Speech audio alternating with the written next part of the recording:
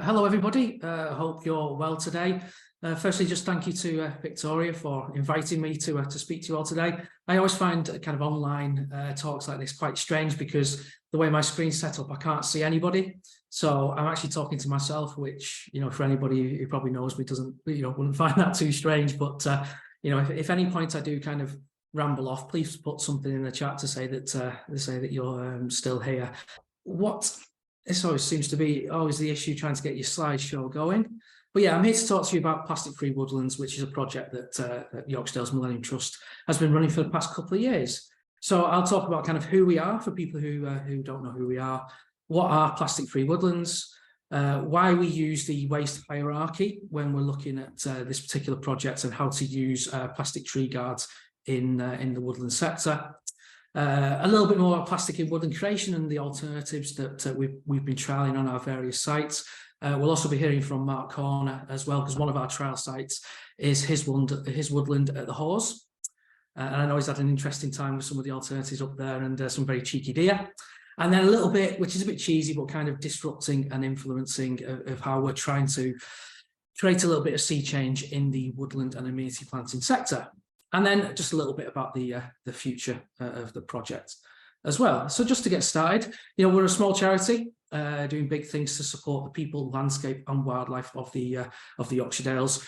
We were established in 1997, just before the Millennium Commission, was established by the Millennium Commission to really as a charitable arm of the national park.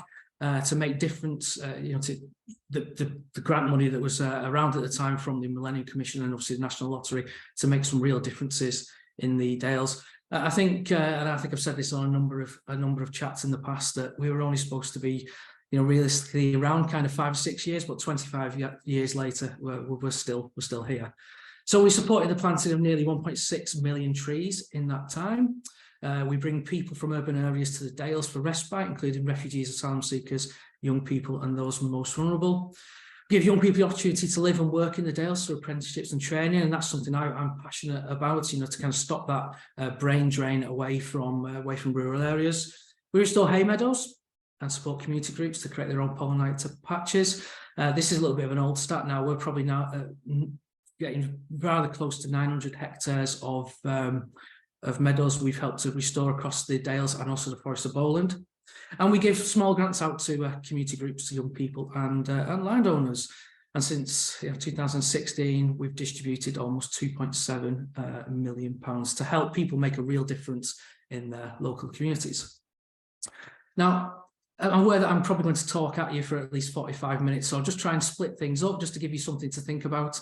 And so you have to pay attention. And, if anybody's not responded from the 51 participants that we've got in the chat, I know who you are, and I know you've sneaked off for your tea. So just have a quick game of Guess the Tree. So if you could put your answers in the chat, that would be really, really appreciated.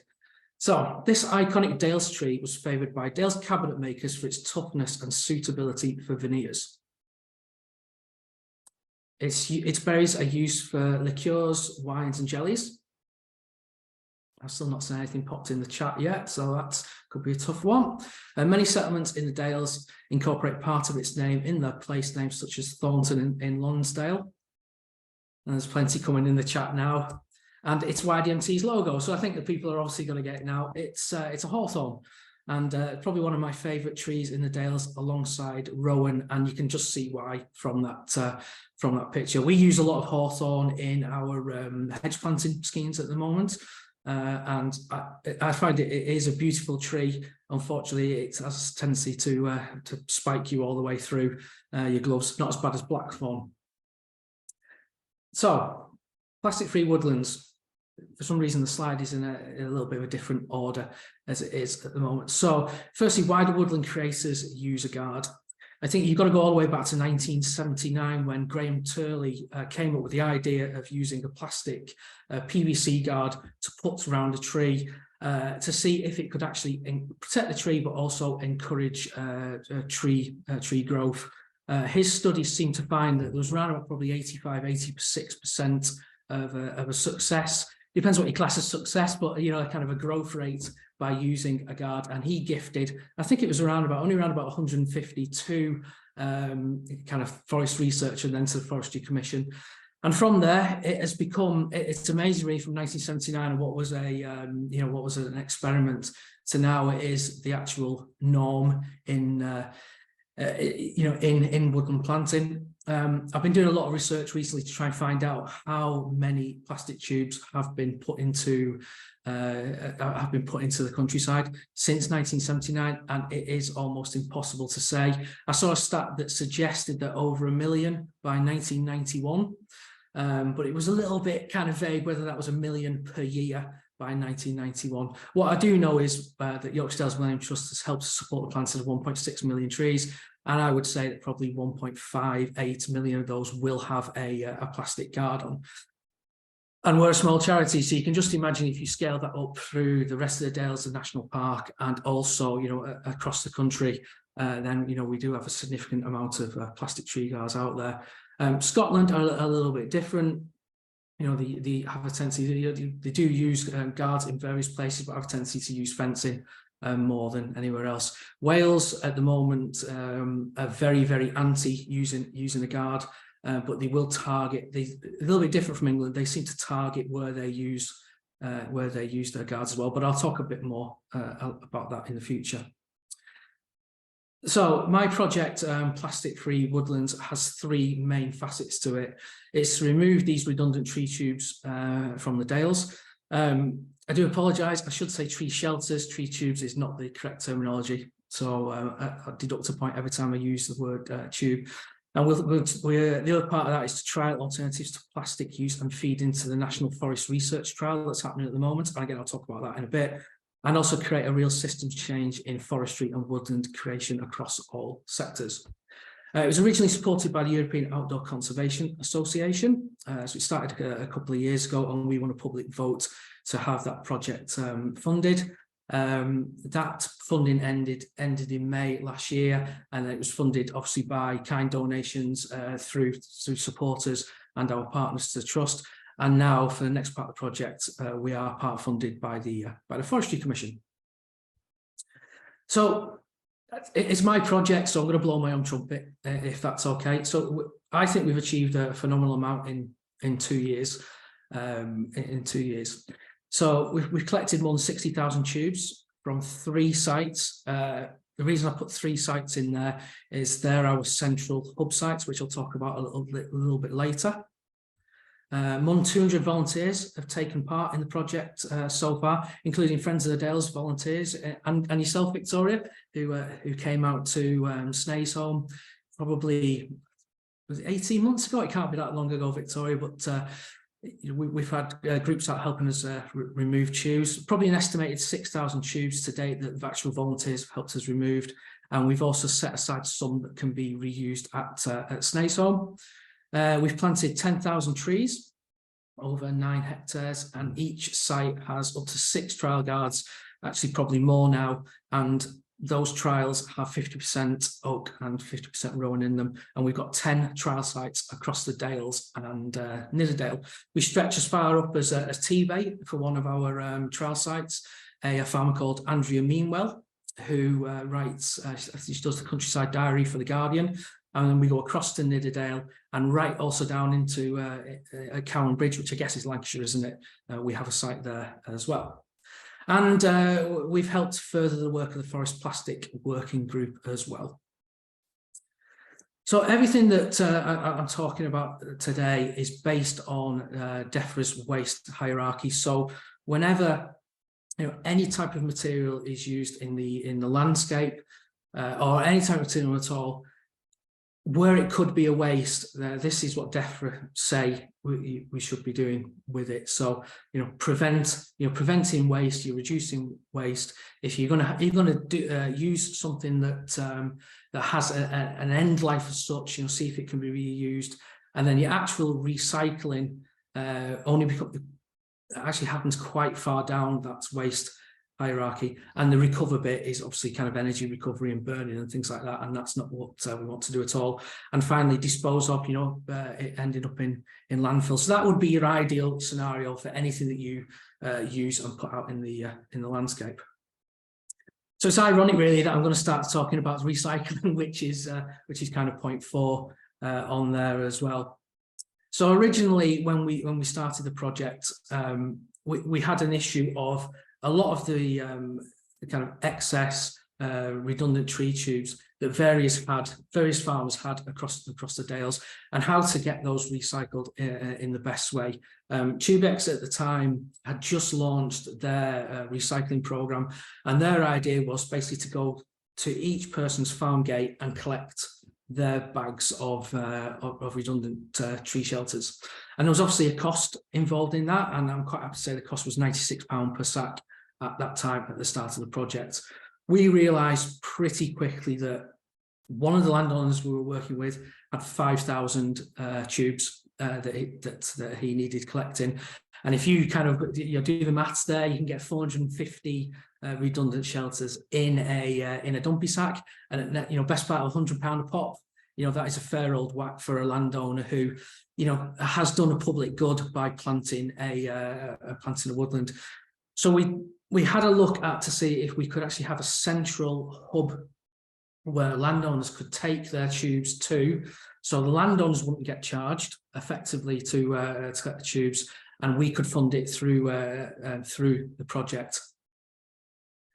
So we had originally 2 central collection points in the Dales. One was at Craven Auction Mart in Skipton, and one was in Apperset at Metcalfe's Hauliers Yard. So one was quite a public site, and one was a kind of a not so public site. And the worry was with the public site that because this had never been trialled before, whether this would encourage kind of fly tipping. You wouldn't know what sort of plastic you were going to get, but touch wood, everything's been all right so far. So over the course of the project, nearly 60,000 tubes have been dropped off by various landowners over around about 12 days. We give landowners a very, very short window to bring their material to these collection points.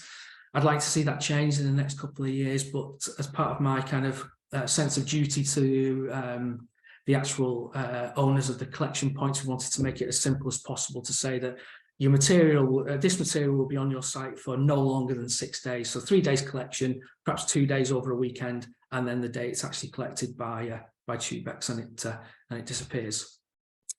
So if somebody wanted to collect 60,000 tubes, it would take over 100 weeks to complete. And I keep harping back to the point that in 2 years we've collected 60,000 tubes using 200 volunteers and this system, but we've put in possibly 1.6 million tubes shelters in the Dales.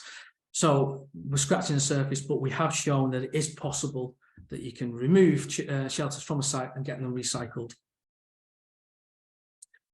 The problem was that this had never been done before. There've been various kind of recycling projects tried in the past for this type of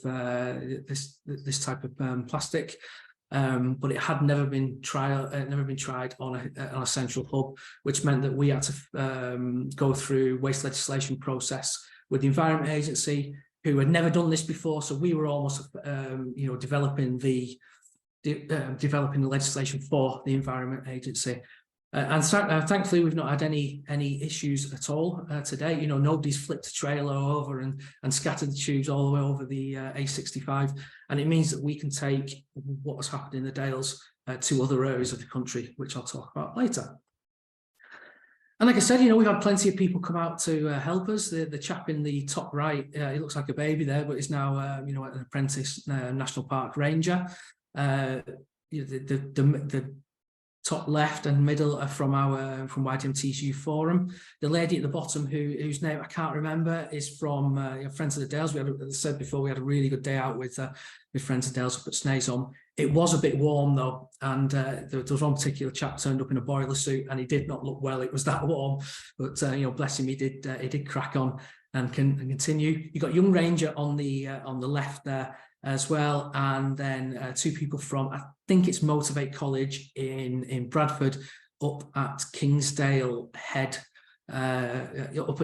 Farm near Ingleton. And then of course we have kind of a volunteer group at the bottom. They were doing a tube collection over at Nidderdale, And then, you know, we also rely on kind of corporate partners coming out and helping us at YDMT on the bottom right there. Well, what I would say about these groups is it's all, and I mentioned this at the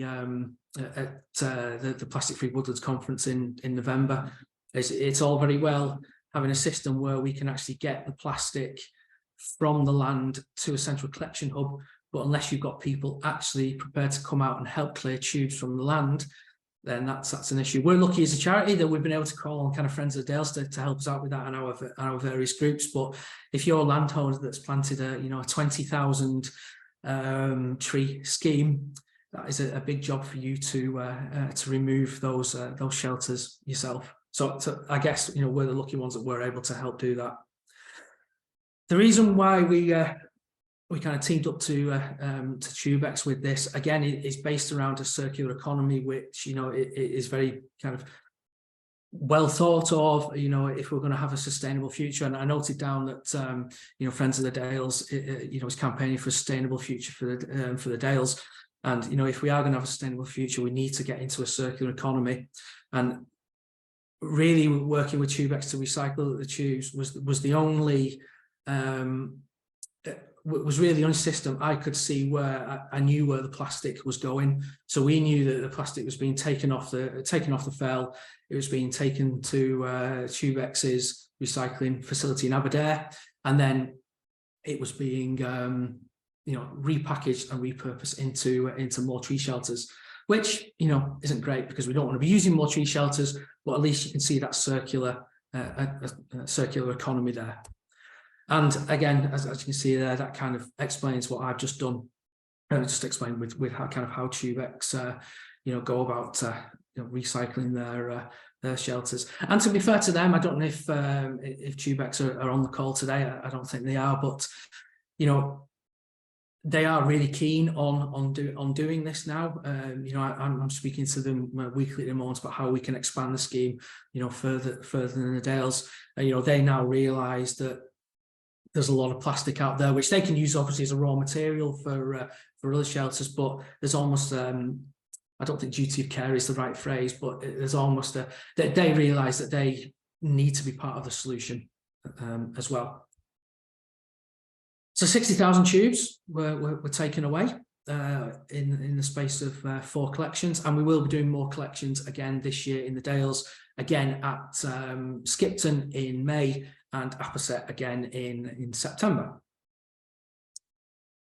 So whilst I have a little glass of water, I'm just going to do the next quiz for you. So it's another guess the tree. It's unsurprising as I'm talking about trees all day. So this tree came to the Dales as the last ice age grew to a close. The branches are so flexible that in spring it is possible to tie a knot in them without breaking. This timber was often used in the traditional wattle and daub walls of Dales housing. You'll see some chat starting to appear now as well. And it's our only native edible nut tree, and groups of nutters would descend on local woods to harvest clusters of small brown nuts from these trees. And of course, it's the hazel, again, another one of my favourite trees, brilliant for coppicing, brilliant for working. When we bring groups out into the woods and get them involved in kind of bushcraft and learning about nature, you know, we often use hazel because you can just do so much. You can do so much with it. It's also obviously a brilliant habitat for dormice as well, which we did a project a few years ago near Aysgarth to plant a lot of hazel trees for dormice. So the next part of the talk is about the trials that we've been doing across the Dales and just some kind of general conclusions from those trials to date. So as I said before, you know, we've planted 10,000 trees across 10 trial sites using a variety of different methods and different shelters. 3,000 alternative guards have been planted in the landscape alongside traditional methods, including those with no plastic guards or no shelter in particular. Not that successful, that one, I'm afraid. Survival rate of the guards depends on its type and location. That's obviously a big surprise to everybody. And probably a little bit of a shock that that I certainly experienced over the last year is that current research, particularly from UCL, suggests that for the environment and to sequester carbon, plastic is best if using a shelter, but it has to be recycled. And there are concerns over bioplastics, what is actually in the bioplastics, what happens to them when they degrade. Do various chemicals, as these bioplastics are degrading, almost create substances which could be worse, could be a little bit, could be actually harmful to the soil, and are they actually degrading when they say they are? So these are some of the guards that we've trialled over the last 2 years. They all look really nice, because obviously I would choose pictures where the guards look really nice at the moment. So the top left is the sheep's wool and cashew nut resin tube. Their kind of version 2 or 3 now is very different from that tube. In the middle, we've got an earth board, which is cardboard, and it has a vegetable based resin, probably more of a lacquer on it than a resin. We've got a spiral guard on the right there, which is bioplastic, so that has to be taken off at the end of its useful life and industrially composted. What I would say is, if anybody knows of an industrial composter in the Dales, please let me know, because I'm not sure there's even one in the north of the country. At the bottom there, we've got Tubex's Nature Tube, which again is a bioplastic. In the middle is a cardboard, kind of almost like an oblong tube, which needs double staking. And then we've got the Easy Tree guard on the bottom right there, which is like a cardboard tube. So you can just see, you can kind of see them in their various settings there. Everything's kind of looking nice and great, and no problem at all. These can be used all over the Dales. I'm obviously setting you up for something here. In the next slide here on the right, on the left is it's actually BMP Europe's cotton tube, and that's a sustainable cotton, certified cotton, and FSC pine resin in that one. And then on the right at Mark's up at the Hawes there is a shelter by Hightex, which I think is a potato starch, but it's so long ago since those went out, I actually can't remember what they are, but they're designed to last for at least 7 years. I've also, these are some of the other trial sites as well. So the one on the left-hand side is Bentham Allotments.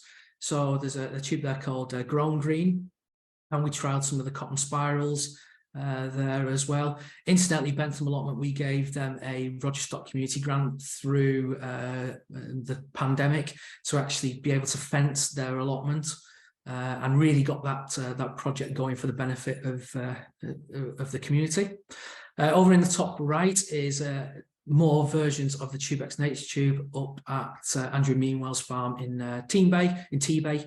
And then the kind of middle and bottom are again over at the Hawes, which Mark will talk about in a bit. Unfortunately, not all the tubes have done what they are supposed to, and this slide was taken quite early on in my trial period as well. So the Nature Tube in the kind of scrub in the top left there was eaten by, I presume it was a deer, but could also have been had a good look at by a sheep. The cardboard guards, unfortunately, the glue split and therefore exposed the tree. There's another Grown Green guard there. Again, it lost its glue. And then your kind of bottom 3 have all been eaten by rabbits and voles as well. So I think what I'm trying to say here is that these are kind of version 1 and 2 of these shelters now. So even in the course of 2 years, each one of these products has evolved, and it's more unlikely that these problems wouldn't happen if I was starting the trial today. But I think what I'm trying to say here is it doesn't really matter what shelter that you put out, especially what alternative shelter you put out, particularly if it's a cardboard one, if you don't actually, if you're not making an effort to control, specifically rabbits on your site, especially that in the bottom left there. That is just rabbits basically scratching away and looking for something to gnaw on, and they actually gnaw at the bamboo canes as well, and also on the plastic tubes. They will gnaw at the actual ties themselves as well. And the landowner has tried pretty much everything there. He's blocked up holes.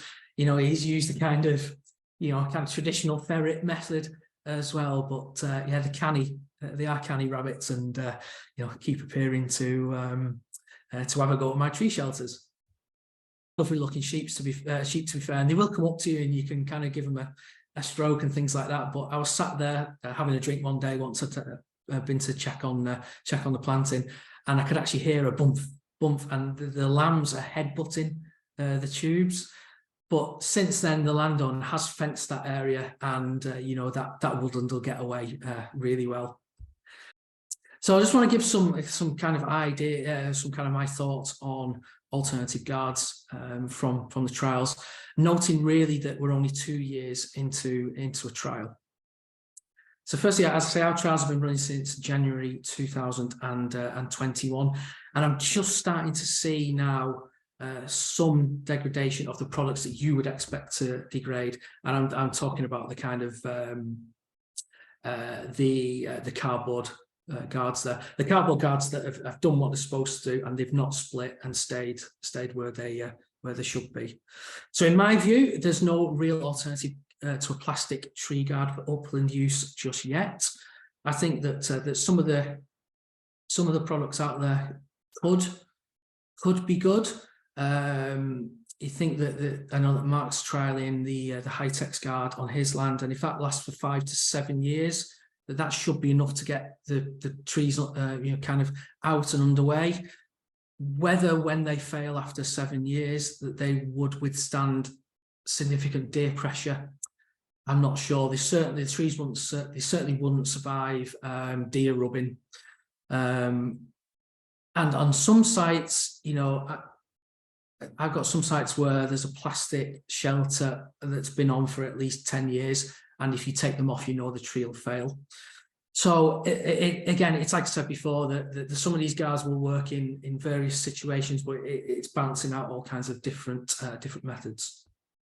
There's several new guards coming out soon, which we will trial. I would love to do a bigger trial of the next gen sheep's wool guard to actually see how that performs in the wild. I've only got 2 out there at the moment, and yeah, they're doing okay. We've had some issues with the ties. That particular guard uses a metal tie connected to a stake, and because it's quite a windy site, the tube will effectively pull itself apart against the stake, and the metal tie cuts through the tube. But I believe that is something that they've looked at and are trying to come up with a little bit of a better system for that as well. Our results are feeding into the national trial that Forest Research is running at the moment at Tunstall Forest and up in Avermore. The Forest Plastic Working Group has put in £250,000 to that, and that is going to be running for the next kind of 5 to 6 years. And it's quite weird, really, because I went up to Avermore back in August to have a look at how their trials are going, and some of the things that they're seeing, the degradation of particularly cardboard tubes, and perhaps some of the stability of the other bioplastic shelters is actually being replicated in some of my my trials as well. Silviculture, let's just put this down. Can we be better? I think that, and I will talk about this a little bit later on, putting a plastic tree shelter into the ground has been the norm since, well, you could say it's been a norm since 1979, but there are other things that we can do. We need to, as a sector, we need to get away from, we need to put a plastic tree shelter in as we do the project, as we plant our trees. That should almost be the last option if you're going to use a shelter, for me. I think also we need to have a public conversation, deer and rabbits versus trees and fencing. A lot of the trial sites that I've been looking at over the last 2 years, if we'd have put a deer fence up or a larger fence and used vole guards, you know, it's highly likely we wouldn't have needed to use any sort of shelter in there completely. But I was only thinking the other day that, you know, you think about what's happening in Dartmoor and the kind of right to roam, and most of the schemes in the Dales are quite small. You know, so do we want to be putting deer fencing up everywhere? You know, will that kind of almost look like we're locking off the countryside to people who want to want to walk around it? They'll be different in Scotland because, you know, your scheme could be 100, 200,000 trees, and therefore your deer fence could be massive. So again, it's trying to find a balance, and really we need to find a balance in the ecosystem. Otherwise, we're always going to have this issue. You know, we've allowed as a country to let kind of deer and rabbits, you know, almost get out of kilter with the ecosystem. And I've got some views on that about how I'd like that to change, but I'm just not sure that you know, I'm not sure we're ever going to see wolves across the Dales in my lifetime, unfortunately. But you know, it's a conversation that we need to have. A farmer did tell me that the problem is that Disney released the film Bambi, and that just stopped any idea of kind of mass deer culls and things like that. So I think that as kind of countryside campaigners, as we all are, people interested in the countryside, we probably need to have a debate about you know, what we actually want our countryside to look like, and how things can interact properly.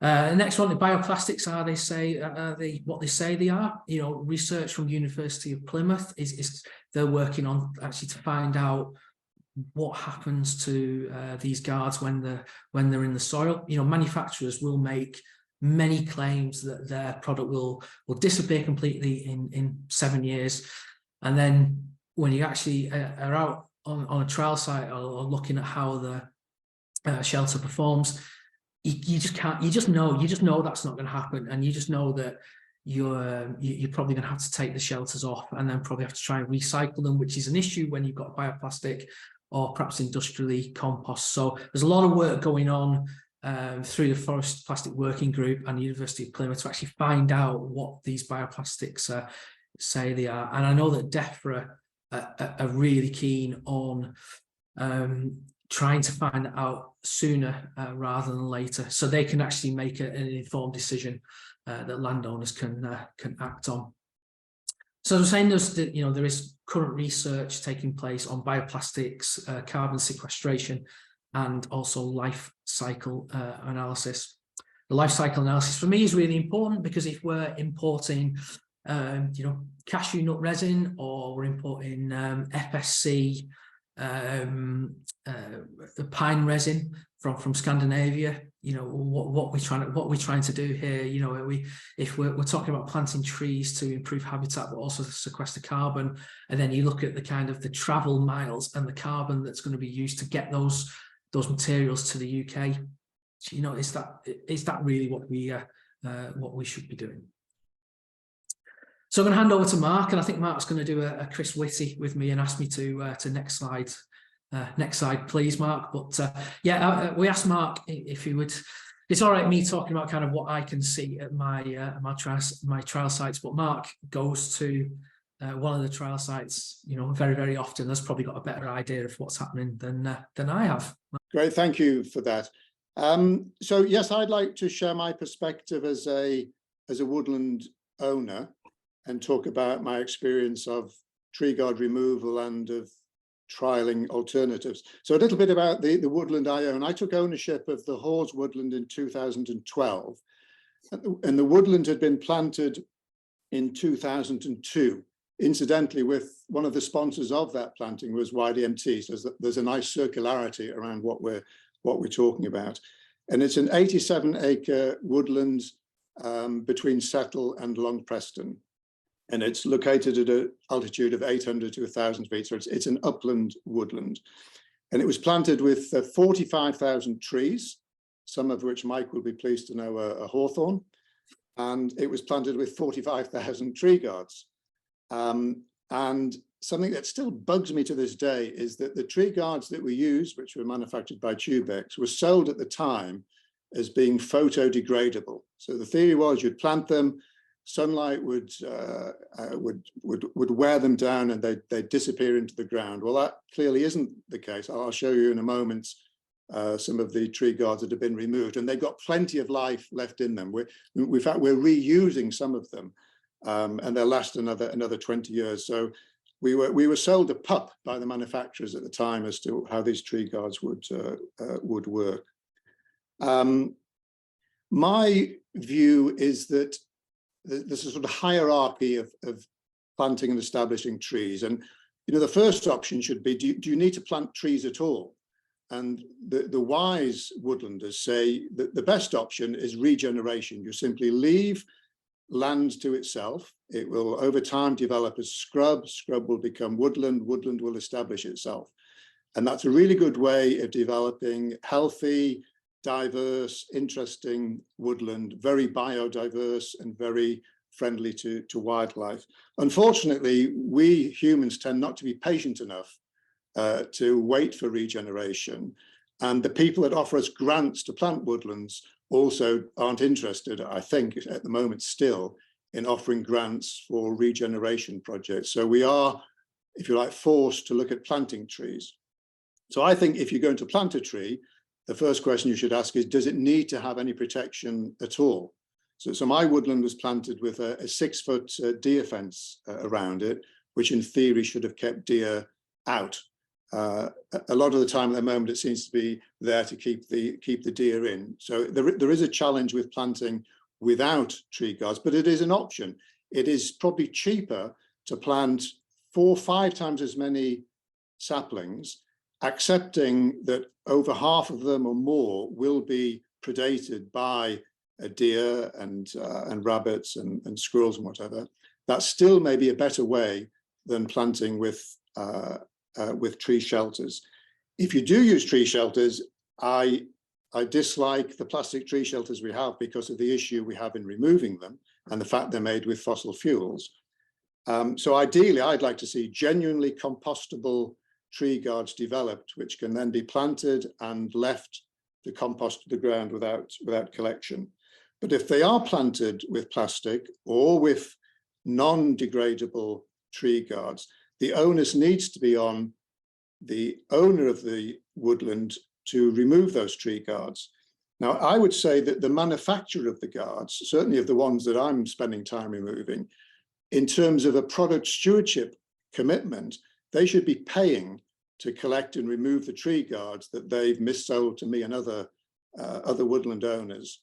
But of course, they don't do that. They are at least helping with the trials that Mike has described, but I don't think that's good enough. I think there needs to be more pressure put on the manufacturers to take ownership for the products that they have misrepresented in selling to woodland planters and developers.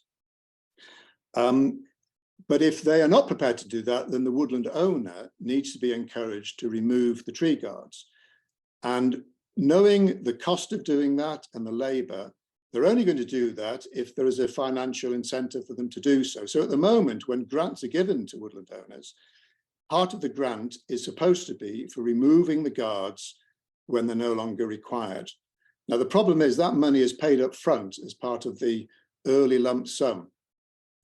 So in 10 years' time, when the guards need to come off, there's no money left for the landowner because he spent it, you know, on other things in the woodland.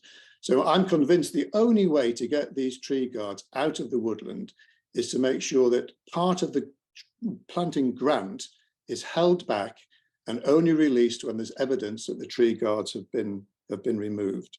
So I think that's the only way forward. The other thing to look at, as Mike alluded to, is deer management. So I don't have an issue with squirrels or with rabbits. All the issues I have are with deer. And I do have a stalker that stalks the land, not particularly effectively at the moment. But I know it's an emotive subject, but we are overrun with deer to the point where they're unable to survive themselves in a humane way. So I think deer management it should be part of the approach to establishing a woodland. But let me move on. Let me move on to some slide. My first slide, I think, is my effort at planting without tree guard. So having advocated that's the way to go, this was planted without a tree guard, and the deer have regarded it as an all-you-can-eat buffet and have stripped it down to that point, and often below there. Now that may in fact recover, and I think we've put a recycled tree guard over it, but that is certainly the approach. You overplant, you accept some loss, but you're not involving any plastics, and there's no aftercare needed in terms of removing the tree guard. The next slide, Mike, thanks. So these were the earthboard shelters that Mike talked about, which, so this is at 800,000 feet. They were planted okay, but the next slide shows what happened after, I think it was Storm Arwen, where they, unfortunately, the earthboard returned to the earth rather sooner than we would have wished. And those have all now been removed and recycled. So they certainly didn't work. But I'm prepared to try alternatives to get to a good solution. I think the next slide, Mike, is some of the high-tech. Oh no, this is the joy and delight of removing tree guard. So it is actually it's hard work, but it is rewarding. This is a group from the National Park Authority, from the wildlife farming and woodland section, who kindly came down to my woodland and helped clear the guard. So you separate the plastic tree guard from the stakes, and you put the tree guards in the shelters. It's then hard work to drag those up to the woodland gate, but there is a certain pleasure in releasing a tree. You're letting it free back into the environment. And when you look at the woodland after removal, which you can see behind the folk here, it's much more attractive than when you're looking at a lot of plastic in the landscape. And we've had many groups, dozens and dozens of groups have come to help remove tree guards. And I think at the moment we're less than halfway through their removal. But it's clear that unless you've got the support of kind people like this and of YDMT, an ordinary woodland owner is going to struggle to remove these guards unless he has money set aside where he can pay a contractor to do so. We move to the next one, Mike, thank you. This is a group, there's a Friends of the Dales group who've not only got the tubes into bags, but have dragged the bags all the way down to the woodland gate. And it was from here they were collected with the help of National Park Rangers and taken to both Aberset and to Skipton. So we thank those volunteers. That's for those that know Friends of the Dales volunteers, that's Bernard Peel bringing up the rear, coming down the woodland bank. And is that the last one, I think, Mike? It is, Mark, yeah. Yeah. So removing tree guards is hard work. I'd like us to stick with the hierarchy that I described. But if tree guards are used, tree shelters are used, there has to be a commitment and a financial incentive to get them off the land. Is my view. Thank you. Thanks, Mark. I want to make 3 points on what you've said there, and I think we're looking at this picture now, and I can see 1, 2, 3, 4. There's 4 bags there of tree guards, and we've got a group of, doing a really quick count, I think there's 10, and obviously the chap who's coming off there. So we've got a group of 10, 11 people helping to do that, and then we have relied on the National Park Rangers to come and collect them as well, to take them to a central hub. So it is a big job, isn't it, Mark, of getting all these guards out of even just one woodland. You think about who's been involved in this. We've had groups coming up, we've had volunteer groups going in, we've brought people in from Blackburn and Leeds to help clear what is quite a large wood in the Dales. And you've got the National Park Rangers who've had to take that to a central hub. Then obviously the manpower of somebody being at a central hub as well. So if you think about that waste hierarchy that says reduce, if we reduce the amount of plastic that we use in the landscape, then we wouldn't need to do all this as well. And it is down to the fact that, sorry about that, my cold's catching up on me now, but it's the fact that we've been able to kind of brings so many people together that we've been able to get this project up and running. And if you're a landowner, as I said before, you're a landowner, you know, if to say that Mark didn't know anybody here or had to do this on his own, you know, he would have to pay probably a contractor to do that. I'm speaking to some contractors now who are estimating that the cost of removal of a tree shelter is probably a third of the establishment costs of the woodland. And if you think that somebody like Mark would probably, you know, especially if you're doing this, if you're a farmer, so it's, you know, it is a commercial operation, and you might have a liability on your books for a decade ahead to move 10,000 tree guards, and it might cost you £3 a time. I'm not sure there's many landowners who want to put a £30,000 liability on their books 10 years ahead. So it is a big issue of actually removing this material from the countryside, and you know, it is certainly an issue that you know, it needs addressing. I think from, you know, I can't speak on behalf of the Forestry Commission, but you know, they do stipulate in their grants that, you know, the material should be collected, but like any government organisation, there's always that issue of, you know, you plant a woodland, then in 10 years' time, you know, where's the process to actually going back and checking that woodland, which obviously isn't happening. They do spot checks. So we're just all out of kilter at the moment. We're making sure that this material is removed from the fell side without people like YDMT, Friends of the Dales, landowners like Mark, who actually want to do this. Because Mark, you'd have been full within your rights just to leave that on and just, you know, let's see what happens, really. But actually, you know, people actually want to do good things like this is really promising. And just the third point I want to make, obviously, there was excuse me, there was that horrible slide of those things. Now, I spoke to the manufacturer quite recently and showed him these pictures, and he's assured me that this will never happen again. You know, he's improved the glue. You know, he's improved the thickness of the cardboard. The lacquer's better as well. Let's see. Yeah. The other thing I would just say is we are trying that next week. We're going to try, with YDMT's help, planting some trees without guards, but within fencing, small fencing within the woodland. So there's the deer fence around the whole thing, but we're going to put small deer fencing internal to the woodlands and try that as an approach. And if Carol's on the call, she'll be pleased to hear that as we were talking, the fencing and posts have arrived at my house, so we're good to go next week with that experiment. That's good news. So I just want to move on just to talk about kind of the work we've been doing with the Forest Plastic Working Group and what's happening on a national scale with removing, with kind of highlighting the use of plastic in woodland creation.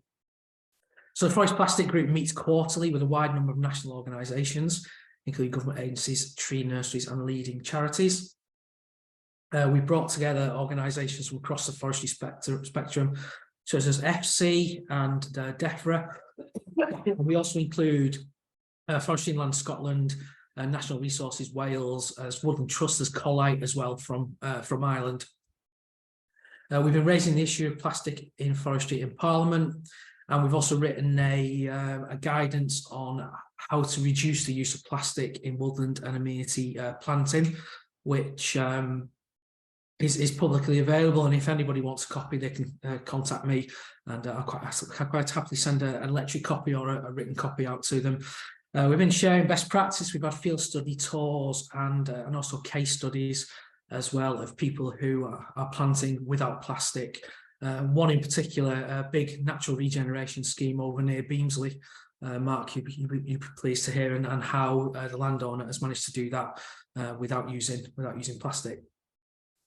That is, as of probably a couple of weeks ago, the Forest Plastic Working Group representation. So you can see that we're trying to bring in many different stakeholders.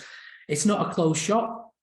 you know, we've got nurseries in there. We've got Till Hill Forestry, who are you know, a large commercial forester, and everybody who's in this group wants to look at the issue of plastic use in forestry and woodland planting, and make a difference. So some of the things we've been doing as part of the project, if you remember, that waste hierarchy was you know, reduce, repair, reuse. We've been trying to reuse some of our the guards that we're taking off. The issue often is that the excuse me, that the guard themselves has been split, so it's very difficult to reuse.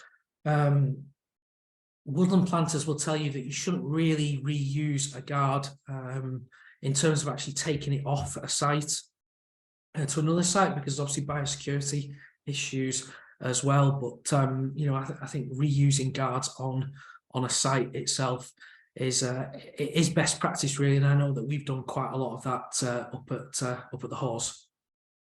YDMT are not a campaigning organisation, but obviously when you get involved in something like this, you know, there is a fair degree of campaigning, because we want to reduce the use of plastic.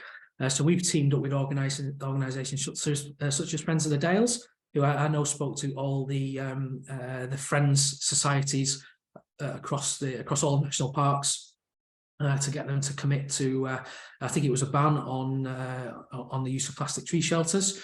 We also worked with the CLA, NFU, and others as well to kind of spread the message. And we held a European conference. I say European because we did have people from Germany there, so I think that counts. Building on the success of the project and what's been happening over the last 3 years, was held on November 2nd in Leeds. It was pretty wide ranging. We had kind of, you know, plenty of talks in the morning of the issue with plastic in the sector and what is being done. You know, the Woodland Trust spoke about their declaration to go plastic free on their own estate, and we had a panel discussion in the afternoon as well. The videos from the conference and also summary document should be available by this time next week as well. And Victoria, I'll make sure that you get a copy of that so you can disseminate amongst the members of Friends of the Dales. So I'll leave that up for about 10 seconds really, but you can see that the conference discussed quite a lot of different sides of the debate.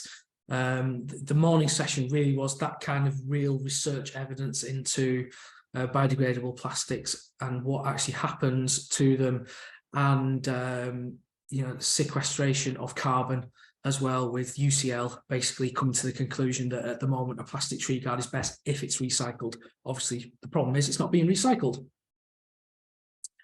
So just before I talk about the future of the project and take questions, I'm just going to throw in another tree quiz, if that's okay with everybody. And that means I can have another little drink of water. So this is one of only 3 native cone-bearing trees and one of the rarest native trees in the Dales. Its magnificent timber was widely sought for wood, turning and carving.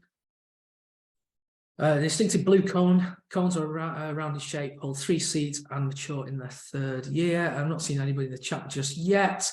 So the berries make a really good alcoholic tipple. So I'm told. I'm not a fan, to be fair. And that's juniper, of which you've got some, haven't you, Mark, at the home? We do, yeah. And also, you know, there's some up near Helwith Bridge I've seen, and again, just a really kind of hardy upland tree.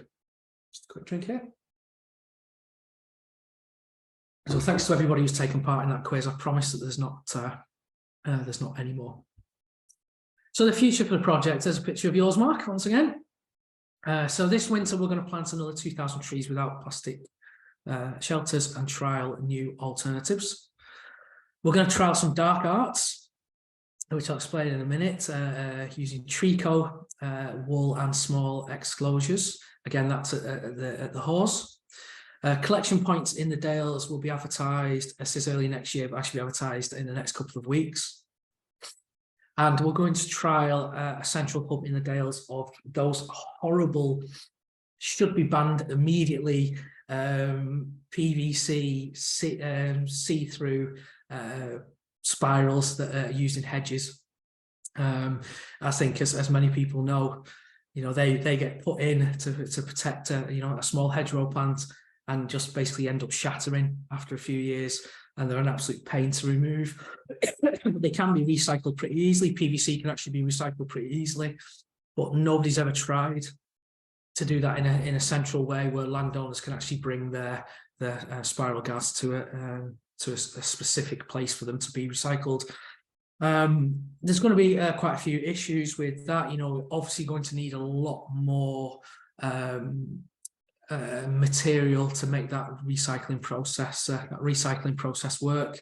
So if there's anybody on this call that has PVC spirals they want to get rid of, please get in touch, and yeah, we're more than happy to speak to you.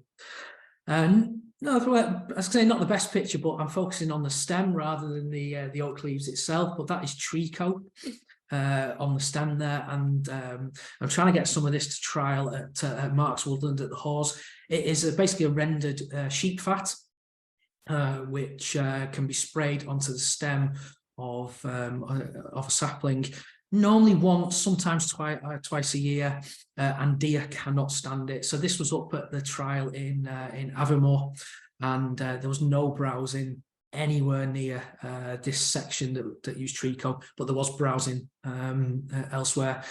The only thing is it stinks. It is really rank stuff. So, it's not for the brave at heart for spraying that in a particular place.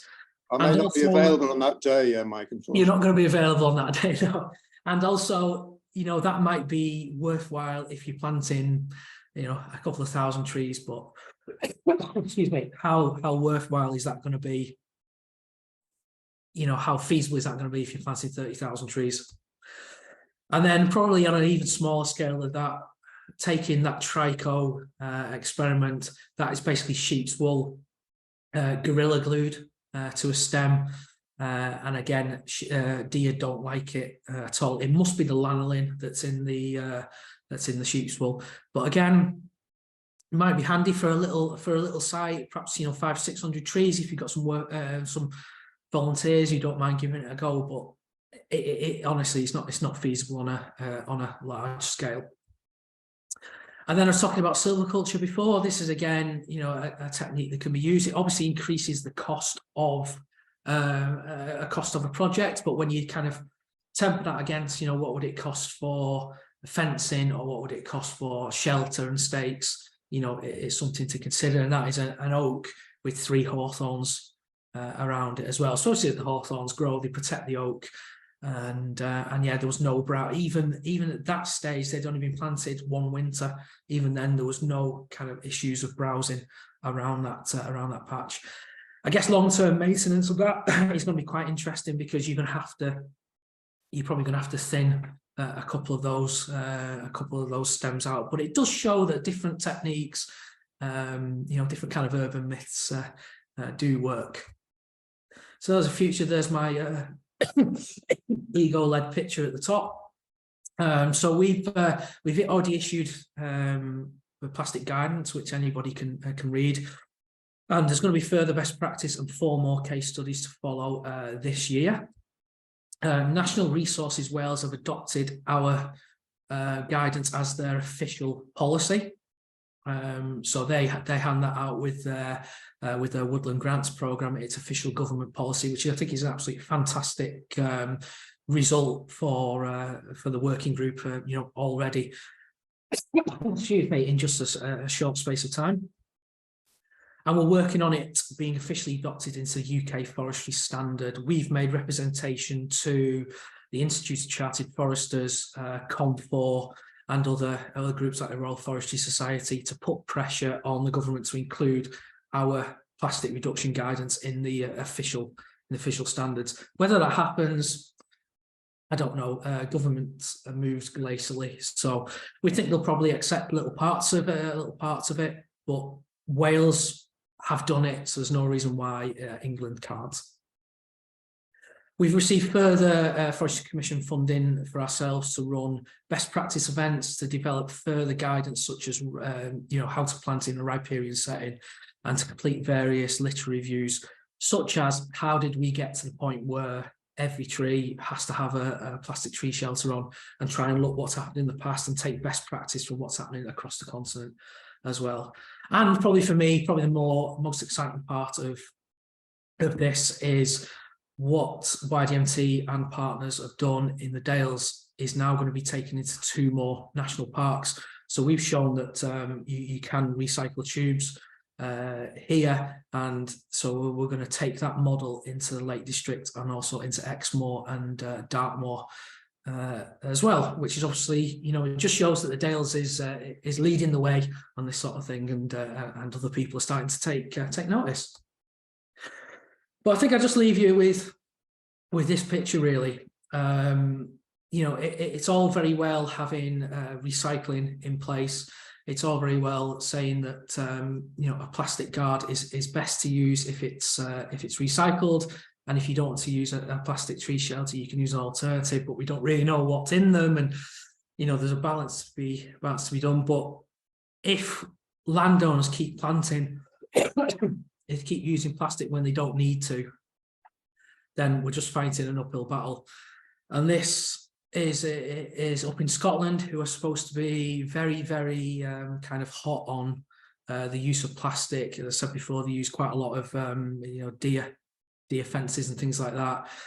And what they've done here is they've used plastic tree shelters in a riparian setting. So there's probably a foot between the water there. It wasn't a rainy day, and the tree guard, you know, the trees are doing okay, but there's some not with some shelters there not with trees in. And as soon as that floods, those tree shelters are going to get washed into the river and end up in the sea, and eventually end up in us. So if we don't start to actually question what we're doing and actually making the change now, then we're still going to be in this position in 10, 20 years' time. Unfortunately, the situation is going to be a lot worse. I think I read somewhere the other day that by 2030, there'll be more bits of plastic in the ocean than fish, which is scary, really. You know, I've got kids, and you know, you don't particularly want our seas to be like that. But unless we actually start questioning what we're doing, and we question landowners as well, you know, say, do you need to use a plastic shelter when you're planting a tree? Then we're going to be in the same position again. It's not just a forestry issue. In the world, we use, I think I did a stat the other day, which is 20 million kilograms of plastic in the forestry sector across the world gets used. It could be the UK, no, it's the world. So the woodland planting sector isn't a major contributor to this issue, but it's got to start somewhere, hasn't it? And we've realised in the forestry sector that if we don't change now, then probably won't happen. Well, it won't happen with this government. Well, probably the next government or the one after that will actually just turn around and ban the use of plastic, and that would be an issue when you consider there's many questions about the biodegradable and alternatives out there as well. So there is a better way of planting trees. You know, plastic, and in my view, a guard of any description should be a last resort. But unless we actually start to make the change, then we're not going to get anywhere. That's me on my soapbox. Thank you for my TED talk. If you want to get in touch with me, that's my email address there, tubes@ydmt.org. If you want to send some Benylin or anything like that, or Corona, that would be really useful. And then the link at the bottom there is for the Forest Plastics Working Group's newsletter, which I'm trying to send out every quarter or so. But yeah, just thank you for letting me talk to you all.